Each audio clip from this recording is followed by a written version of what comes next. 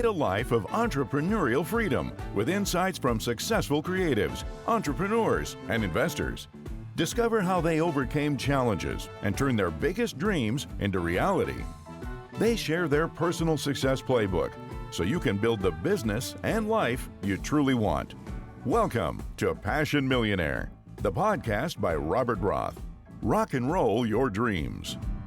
Welcome to today's podcast episode of the Passion Millionaire Podcast. And I'm excited because the person sitting right in front of me is lighting me up with the energy that she has. And there's reasons for that. It so happens that she actually runs a clinic that is specialized on hormone therapy. So it's a BHRT clinic, Omaha based. And her business is called Balanced Body Health and Wellness. It's all about restoring your hormones, and especially for women, but also has a male client as well coming in sometimes. Therefore, Sherri, I'm really excited having you on. And this is your welcome. And please let us know, when did you start the clinic, and what does hormone therapy actually do? Maybe give us an example so it's easy for us to understand, like people like me who didn't know before you told me. Yes. Well, thank you for having me. So BHRT stands for bioidentical hormone replacement therapy. And that means that it is biologically identical to your chemistry. There are other hormone replacements, such as an oral estrogen pill that is not biologically the same as our body. So mine is all about biological replacement so that we can try to get your body back to where it was when you were younger. Patients will ask me, should we really be doing this? If we were meant to have hormones, why don't we have them? Because we're meant to die at 45 years old. And modern medicine has extended our longevity to the point that we don't have the health span anymore. We haven't caught up with that. And we could essentially at 45 years old easily have another 40 years of life. So replacing those hormones that are so important to us is important for a quality of life. So that's for example, I had a patient that said to me, "You saved my marriage." And you're thinking, how does that work? How does she save their marriage? Well, you know what? When she came in, she was tired. She had no energy at all. She didn't sleep all night. She woke up in the middle of the night 2 or 3 times. She had zero libido whatsoever. She had anxiety. She didn't realize she had until it was gone. And she just, having him around was a bother to her. It was just stressful. And when we replaced her hormones, her estrogen and her progesterone, her testosterone, her DHEA, those are the 4 hormones, the main sex hormones, she felt like herself again. And she could sleep all night. The anxiety was gone. Her libido was back. And you could just see her, she lit up. Her face was lit up when she came in. And it literally changed her life. Yeah, that's quite impressive, because we had that in our pre-discussion. Like, I think you solved a very expensive problem right there. Health and marriage. And I'm really excited to learn more. Like, we want to learn how you built your clinic, right? How did you start out? Maybe what was some challenges that you were able to overcome? And then also we want to learn a little bit more, right? Examples that you've given us one, but to really understand, like, what is that doing? What are you doing? How does that look like? And all of that. Because I find that personally also quite exciting. In my own life, I had experiences with all kind of medicine stuff, but also even into the corner of healers that you would not call the typical medicine or doctor, right? There's those alternative systems going on. I'd be curious also, just a quick question about that. Where would you place yourself? Is that typical medicine? Is that alternative? Is it in between? I would say in between, because these are prescription medications, but I also work on people with their nutrition and gut health. So if they have an opportunistic bacteria, we know that our gut is our second brain. I treat that with herbals. So that would be considered an alternative at that point. It's not a prescription. It actually does better than a prescription would. But as I tell my patients, I'm not against a prescription if we need it, but we first try to start at the root problem. We want to start at the root issue. For instance, insulin resistance, diabetes. Let's look at what is our cause. Is this genetic? Is it food? Is it lifestyle? What is it? And how can we prevent you from becoming diabetic? So we'll use supplements like berberine and things like that first before going to a prescription. So that really puts me in between. Ah, that's quite interesting. And I mean, there's people who are looking for exactly that, because there's benefits to combine both, and also knowing how to combine it the right way so that it's best for your body and it will probably bring the best results. That makes total sense to me. So I'd be curious, let us know, when did you start your clinic and how did you actually start it out? Because you were in real estate beforehand, which is quite, my goodness, right? that sounds like a big transition to me.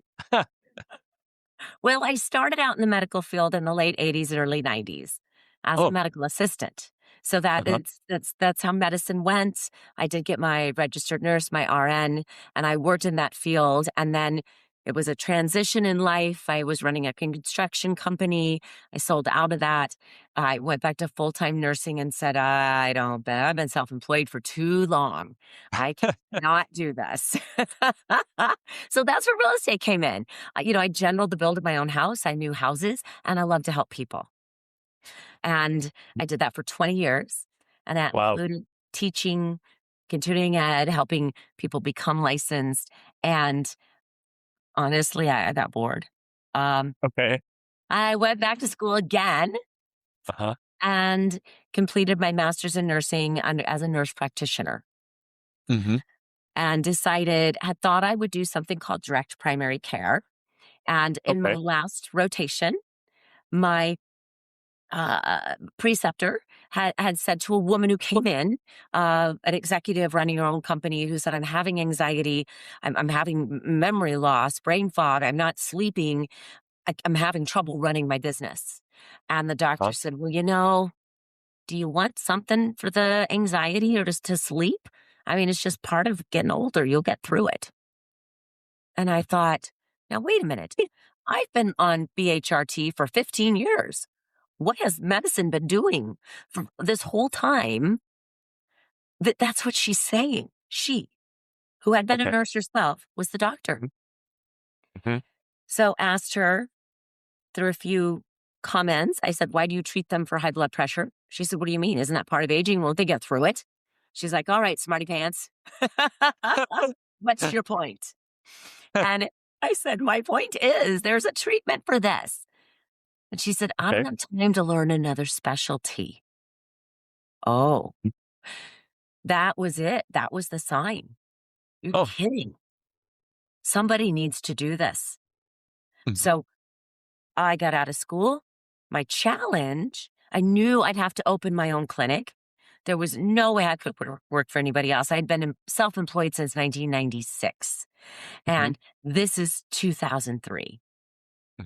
So the challenge was, obviously I knew business, but I had no business how to grow it from the ground up, in that once we were more successful, we bought more equipment, we did things like that. I didn't know how to step into a business where I had to do a build out and have money up front. And so that was a challenge. That was definitely a challenge. What did you need money up front actually to build this business? What do you need the money for? Well, to build out the clinic. So the whole space needed to be remodeled. And it didn't work the way it was. It hadn't been updated since the 70s. So it definitely needed to be remodeled. And then I needed supplies. One of the ways we replace the hormones is with pellet insertion. So I needed the medical supplies, the kits, the pellets, the supplements, everything to run a business, computers, right? Furniture. And that was money up front that I had to come up with just to open my doors. Oh, wow. Yeah. So basically, you were taking a big risk right there because you don't know what happens afterwards, right? And then, Yeah. Yeah. okay. So It's where not did you get that money from? Like, did you have that money on your bank account and you just said like, okay, let's go? Or did you have to raise funds in some way? Or did you take out a loan? How did you resolve that back then? right. So if I would have known the system profit first, I would have had money. But I was a real Mhm. estate agent. I did very well, but I spent Yeah. it. I didn't do what I Mhm. should have done. So I had an investor and it was my husband and he Mm. invested 100,000 and I knew that's what it would take. I gave him a number. I said, I'm going to need 100,000. Don't ask me how I knew that. I just knew. I didn't Okay. know how much the build out would cost. The lease, the company the people that owned the building helped a little bit, but I did know what the build out would cost, and I told him that's what I would need, Okay. and he very graciously took it out of his retirement account Mm. and loaned it to me to get me started. I did look at SBA as an Yep. option, small business association, but Right. I was advised not to do that if I didn't have to. Why is that? Because SBA loans, I mean, they exist for real estate, but also for business, right? And you could, I don't know the exact details how it's right now, but like you have a very, um, yeah, good conditions. It's easy to get them, and you need only little upfront money. Like in real estate, you only need like 5% or something like that. How was that for you back then? When you were looking at it, and why did you decide against it? So I was advised because when you do an SBA, you now have somebody looking over your shoulder, where your Hmm. money's going, what you're doing, what you're paying people, if you're paying yourself, and having the need to supply records on what the business is doing and how you're doing it. And that's why I was advised. If that also the advice was, think about this. If you're going to pay somebody interest, Hmm. you can pay yourself interest, your husband interest, and then that is Yep. income that you can put in your pocket that's Hmm. tax free to you, but a write off for the Yep. business. Right. Correct. Okay, that makes total sense to me. Yeah. Yeah. I see. Yep, yep. But you would have technically had the opportunity. You would have probably gotten that loan if you would have gone after that. I believe so, yes. Hmm. I did not have an exact business plan, but put a business plan together. I had an SBA loan officer that I had already spoken to. He was in one of my networking groups. It was a local Yep. bank and Uh, actually knew the president of the bank. wow. So I most likely, obviously, when it's SBA, you're dealing with some government hoops Yep. to jump Yep. through, but Right. they carried their own SBA loans. It's backed to SBA, so I Hmm. could have gotten it. Yeah. But that's quite interesting. And I believe the solution that you've chosen, I mean, it makes total sense. Also, the way you explain it, nailed it. And also happy for you that you had the opportunity, right? To do it Right. exactly like that. Because you have somebody who believes in that and you can move forward. So then you have invested, you have pulled out the clinic, you opened the door. What Yeah. happened then? Did somebody walk through the door on day number one? how did you how did you make all of that happen? How did you bring people in? How did they get to know that you are doing what you're doing? Let us know how you built that out from there. Well, they did almost day one because I knew in June I had found my location. And Mhm. so I started right away, had somebody building the website right away, telling all of the people that already knew me and trusted me through Facebook, yes, but also through my past clients, my past real estate clients. I Mhm. developed relationships. Many of them were friends. In fact, one of my very first patients had been a real estate client that I had sold her house, helped her buy a new one, right? Yeah. Many of my patients are. And to me, that was the oddest thing. Like, who goes to the real estate agent for medical care? It sounds funny when you're saying it like this. Right, right. But it was explained to me, but they already know you and trust you Yep. and they believe in you. Yep. And then there's something to be said for that. And that's how I've had to build it through networking, through letting the people know people have to know you're out there. They have to know you exist. We used to joke about real estate. Being a secret agent is not the best kind of agent to be when you're in this business. So you cannot be the best kept secret. People need to know. You have to get yourself out there. You have to, there's a lot of noise. We have a lot of noise now. And if you can't get their attention in the first 5 seconds, you're probably not going to get it. Mm-hmm. So that has Yeah. just been, plugging away. So I opened in September of 2023 and just continually plugging away, making sure that I also used referrals. So I also knew that when somebody who already knows you and trusts you sends you a new client or patient, then that patient that's already started, that trust factor is already started. And so making sure that I incentivize people, right, with gift cards if they sent me somebody and they were not a patient. And as a patient, credit towards supplements. To thank them, to let them know how much I appreciated them. They come into the clinic, they get a handwritten note. Welcome to the clinic. Think to yourself, when's the last time you had a handwritten note? Yeah. And it's a big deal when you get one. So they get a handwritten note. The people that are the new patients get one. And the person that referred them, they get a handwritten thank you. So that's some of the stuff that I started immediately that has helped me grow. It's been slow. I've not done any paid advertising. But just slowly try to nurture that and organically grow it. Wow, congratulations for that, because what you've just described, to me, I'm hearing a couple things. I'm hearing you knew what you were doing there already from your real estate career, most probably. And also I'm hearing,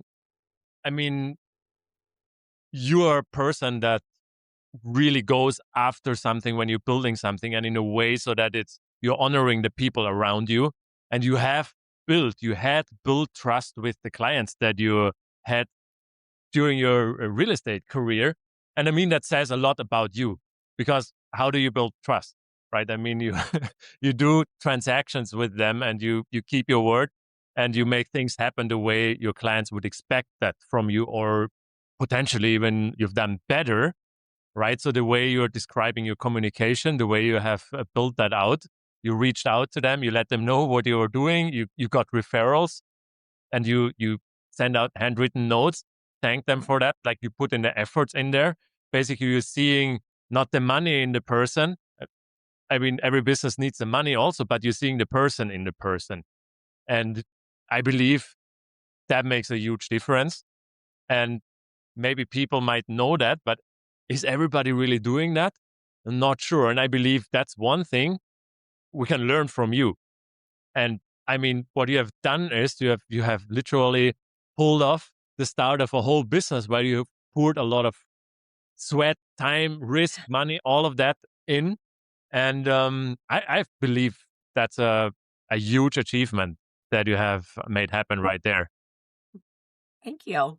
Yeah, And I've loved every minute of it. Sometimes I work really late, but that's where I come from. People know I care. They realize that. In fact, my office manager will be the first one to be after me, quit giving so much away, quit doing this. But I do care, and I really want people to be better, and I don't look at them as a dollar sign, which is why I could probably, as you know, I didn't always start out right with my pricing, and I did make a point to make sure that I had margins, but they weren't big enough. So that's where I failed when I first started, but because I just wanted everybody to be able to get this care and everybody to be able to be helped. And I've learned, and I knew this too in real estate, that not everybody is a good fit. And if it's not a good fit, then you need to let that person go. And very much what I'm doing now, even when I did it then, it's about the patient, it's about the client. This is their journey, and it's about what they want. It's not about me or who I am or what I want. It's about what they want and supporting them to get to that end goal.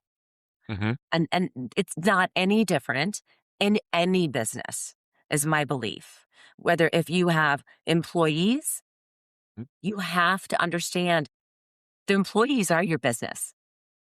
And I see a lot of business people that make that mistake and believe it's all about them and Mhm. they struggle. But Mhm. your employees and your clients are your business. If you don't have those two things, you don't have a business. You can't do it by yourself. Right. And I personally like how all of that aligns in your business. I mean, you're dealing with the mostly women, with the people that come to you that need help. Like, I mean, it's you're dealing with their health, and that needs a lot of trust right there, right? There's a reason why they might come to you and they don't go anywhere else. Maybe they have tried all kind of other things, ways of solving that, maybe being at another doctor here and there.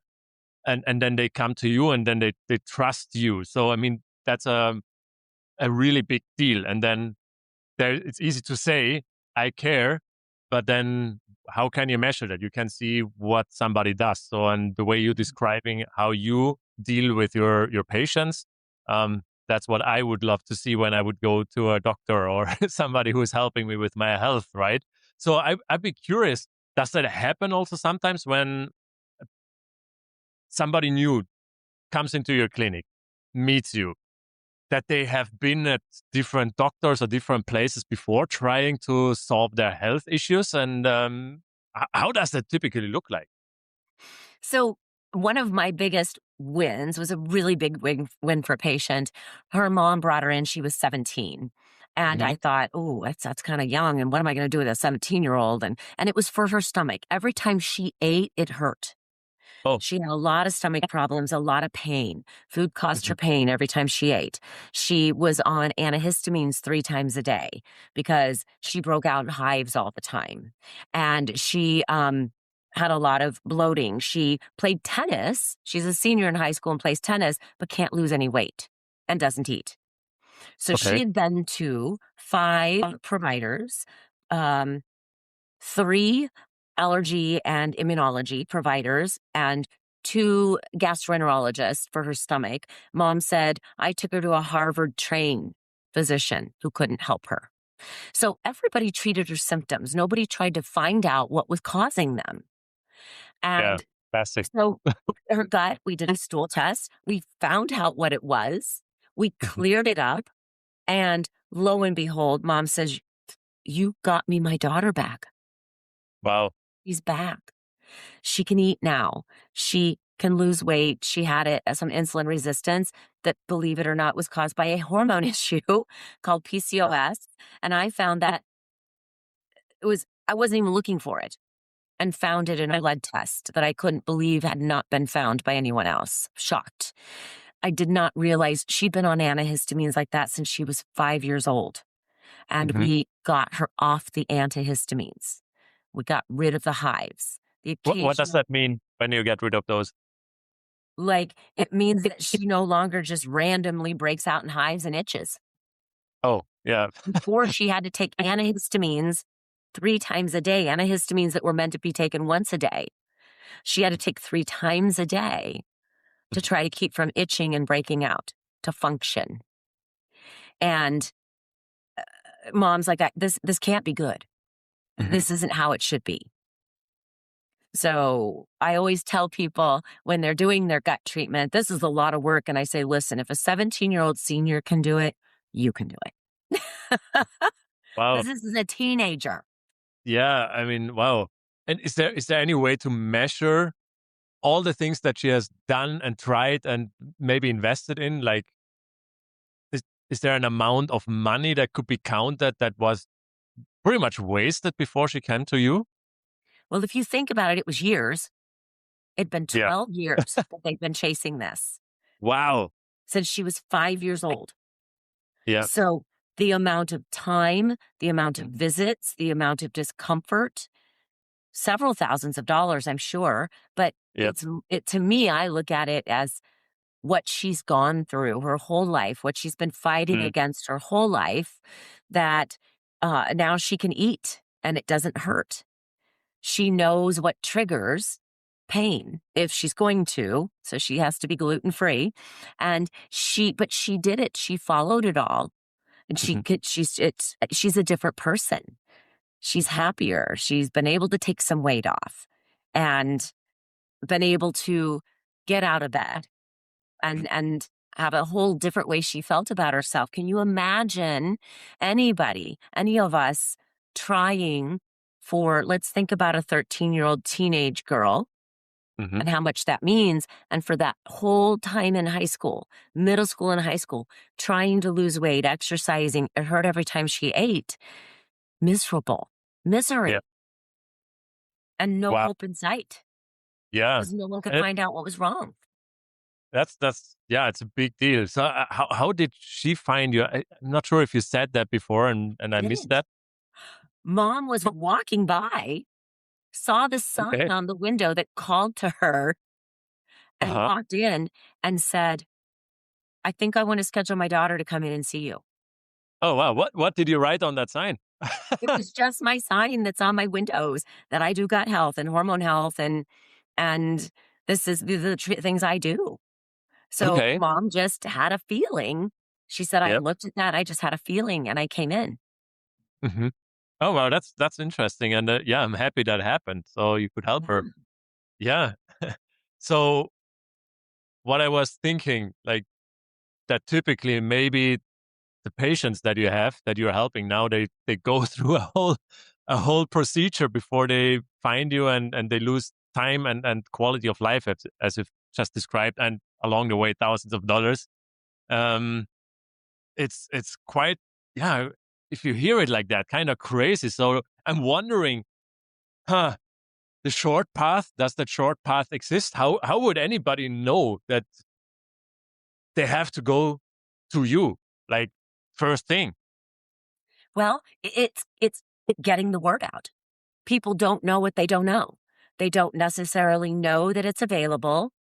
We have, and I call our traditional providers that also don't know or understand. You'll get the good ones that'll say, that's out of my wheelhouse. I can't really say. And you'll get the ones that say, well, that's stupid. Why would you do that? That's not going to work. That's dangerous. That's going to give you cancer, because they know nothing about it.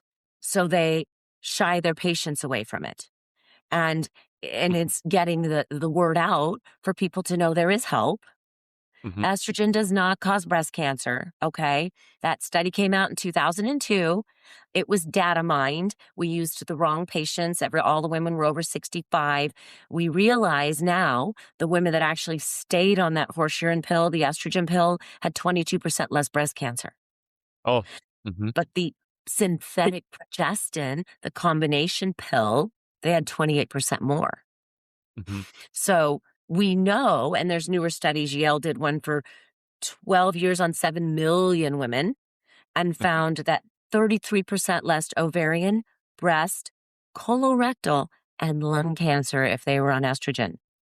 So how do I get that word out there? I tried it. I hand out research studies, a 33-page list of research studies that I ask people to take to your provider. Tell them if they say anything negative, show it to them and say, here's the medical evidence. You show me the medical evidence about what you're saying. To try to educate the public so they don't have all those steps, and our traditional providers that there is help out there and it is being done medically evidence-based. I'm not just saying, well, I tried it on this person and it worked. We should try it on you. I actually do medically evidence-based treatments. Yep. And it's just people knowing that there is help. Yeah. And then what would be the typical person that comes in and needs your help? I mean, it's a woman. Like, can you describe that typical patient of you? Like, what is their age, right? What would be the typical symptoms? Because maybe that's something where you have told us some stories already where we could hear about symptoms.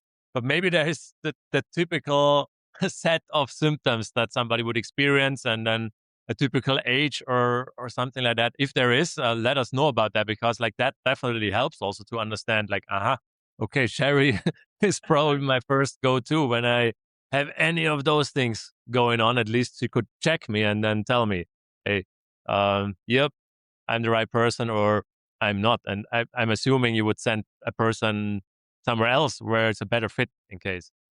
Correct. So if I can't help them, that's one of the things that I've been told. You're very honest. If I don't know, I say I don't know. If this is outside of my lane, I will tell them. I will not just try to keep them to try to do something I don't know 100%. So generally, my women are going to be between 45 and 60. Sometimes it's younger, sometimes it's older, but they're experiencing the one everyone knows about is hot flashes. But what they don't think about is your ears itch. Your shoulder gets frozen. Frozen shoulder is low estrogen, achy joints. I'm eating the same and exercising the same, and all of a sudden I can't get this weight off. That's a symptom. Women, as we lose our testosterone, as do men, we can't build muscle anymore. It's hard to keep our muscle.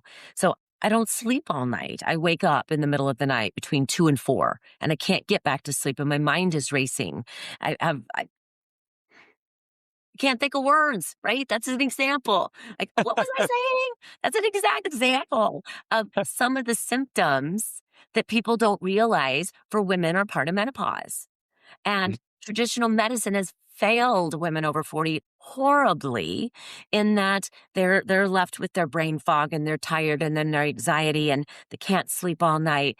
And we just want to give them a pill for depression or anxiety or a sleeping pill, but that doesn't take care of the root cause. So those are my people, the ones that have these issues that no one will help with. I hear time and time again. I sat there, a lady was just here yesterday. I sat there and said, I'm having some anxiety. And it was ignored. My doctor didn't even listen. They didn't hear anything I said. They ignored that and said, now, are we going to change the dose on your blood pressure medication? Let's do this. And she's like, I just told you I'm having anxiety. I just told you I'm not sleeping all night. And they get ignored. So those are my people. And then I say my gentleman, and that can start at any age too. That can be 40 and plus, but it happens slower. But it's that I'm tired all the time. I don't have my get up and go. I have real estate agents, guys that are like, okay, I don't feel like working. So we get you your testosterone back and you get your energy back and your drive back and you feel like yourself again. So those are my people. You're fatigued, you're tired, you're generally 40 plus years old, and these hormones are just starting to leave you. Women, it's a little bit like overnight.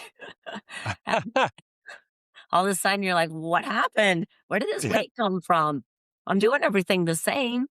I'm tired all the time and I have no libido. So those are my people.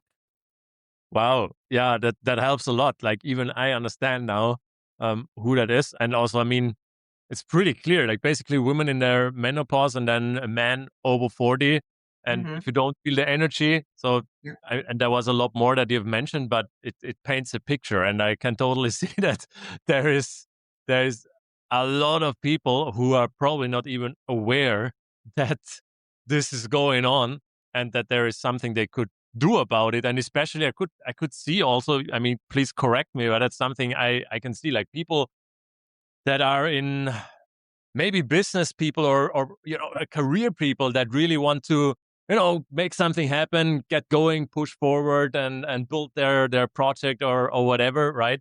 And when that's missing, what you're helping them do, bring their hormones back into balance. Yes.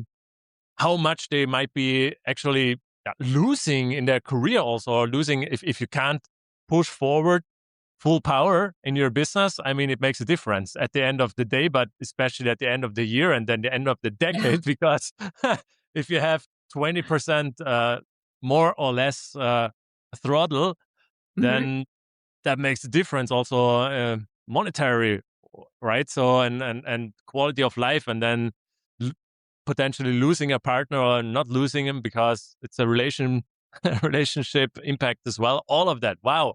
I mean, I'm blown away actually now that I'm seeing it like that personally. Yeah. I mean, it can make a difference if you don't have that drive to get out of bed and go get to work and do what you need to do. Because it's not just the fatigue, it's also the desire, as I call it, to get up and conquer the world. Mm. So patient the other day said, wow, I'd wake up in the morning and I'd be like, okay, yeah, now I got to go do this. Now she says, I wake up in the morning and go, already, I got this. And so for men and women both, they'll lose that. And you don't even realize it. You're like, I had so much passion for my business and so much drive for my business, and now I don't. I just don't feel like, as a gentleman yesterday said, I do it. I get up and I do it, but I used to get up and get out there and get started right away. Now I sit and I drink coffee till 10 a.m. because I just Yep. don't feel it. Yep. So for him, we get his get up and go and his drive back. It will change his business. 100%. That's what I'm hearing also. I mean, this is also about business building. So, and then I'm thinking of business people, and it has a huge impact then. That's what I'm hearing. So, Sherri, before I'm going to ask you the last question, it's going to be a quick one. Somebody hearing this, maybe figuring out, okay, Sherri knows something that I need. What's the best way to get in contact with you? Well, you can go to my website, balancebodymedical.com, and sign up for a call. Let's sit down and talk. Let's talk about what's going on with you. Am I a good fit for you? If you're not in Omaha, Nebraska, do you want to come here once a year and see me? We do have the number 1 zoo. It could be worth that. You could go by Warren Buffett's house, knock on the door, and ask him if he has any advice. Because Uncle Warren still lives in his house that you can get right to his front door.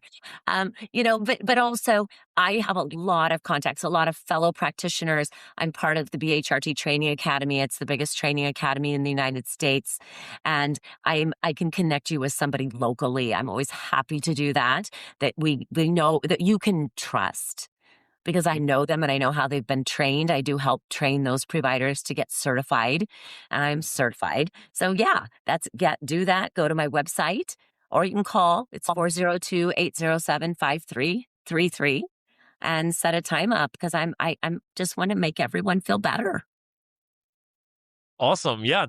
Thanks for that. Also, thanks for connecting into different places if they would be too far away for you. Appreciate that. And we're going to link your website also in the show notes. So it's super easy for everybody, just one click away, and then they're talking to you basically. So Sherri, last question for this episode of our podcast.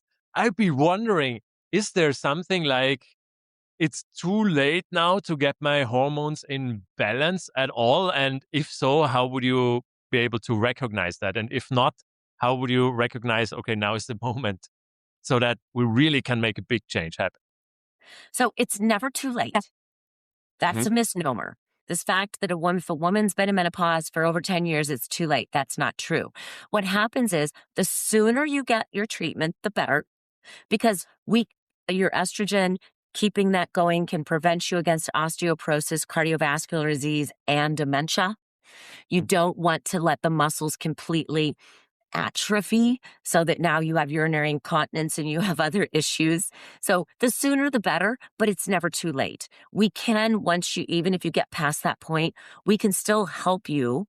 We can still rehydrate your body with what these hormones do, help you get your muscle back, build your muscle, even osteoporosis. Once you've gotten to that point where you put your hand down on the counter and your wrist breaks, the osteoporosis specialist will say, I'm so glad you're getting testosterone, because that will help you build your bone back up.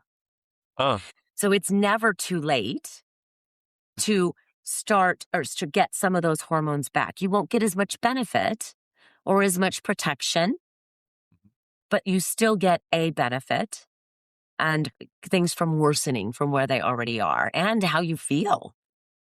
People will say, how long can I do this? And I say, how long do you want to feel good? I mean, you will want to feel crummy and, shrivel up, and that's up to you. I say, you'll be prying my hormones out of my cold, dead hands. All right, Sherri, we're going to leave it with that. Thanks for that. I appreciate you. Thanks for giving us all the insights on hormone therapy and what you're doing, what that will do for somebody who has those issues. And thanks for giving us insights in how you actually got your clinic started out and learnings that you made along the way. Really appreciate that. See you soon. Thank you. Go to rockandrollyourdreams.com/podcast.